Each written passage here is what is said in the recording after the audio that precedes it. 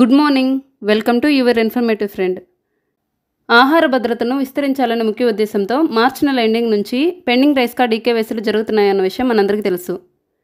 ఈ rice card ఈకేవైసీకి March 31 last డేట్గా పేపర్ స్టేట్మెంట్ ఇచ్చినప్పటికీ రీసెంట్గా ఏప్రిల్ 30 వరకు ఎక్స్టెండ్ చేసినట్లు తెలియపరిచారు.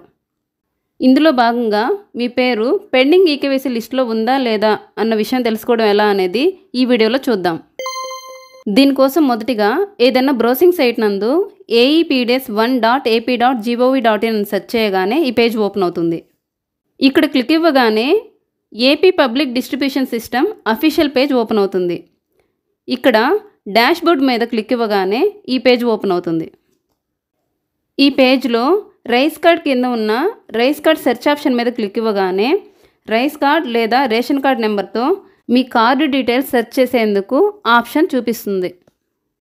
మీ రైస్ కార్డ్ లేదా రేషన్ కార్డ్ నెంబర్ ఇచ్చి సెర్చ్ చేయగానే మీ కార్డు స్టేటస్తో పాటుగా ఈచ్ మెంబర్ వెరిఫైడ్ డీటెయిల్స్ చూపిస్తుంది. ఈ లాస్ట్ కాలంలోని మెంబర్ వెరిఫైడ్ డీటెయిల్స్లో ఎస్ఎన్ ఉంటే ఈకేవైసీ పూర్తయినట్లు, లేకపోతే కానట్లు అని అర్థం. ఒకవేళ ఈకేవైసీ కానట్లయితే రాష్ట్రంలో ఎక్కడి నుంచైనా ఈకేవైసీ కంప్లీట్ చేసుకునే ఆప్షన్ ఉంది కాబట్టి మీ దగ్గరలోని డీలర్ షాప్ని సంప్రదించి ఈకేవైసీ కంప్లీట్ చేసుకోగలరు. ఇలాంటి ఖచ్చితమైన డేటా తెలుసుకోవడానికి మన ఛానల్ని సబ్స్క్రైబ్ చేసుకోండి. Thank you for watching.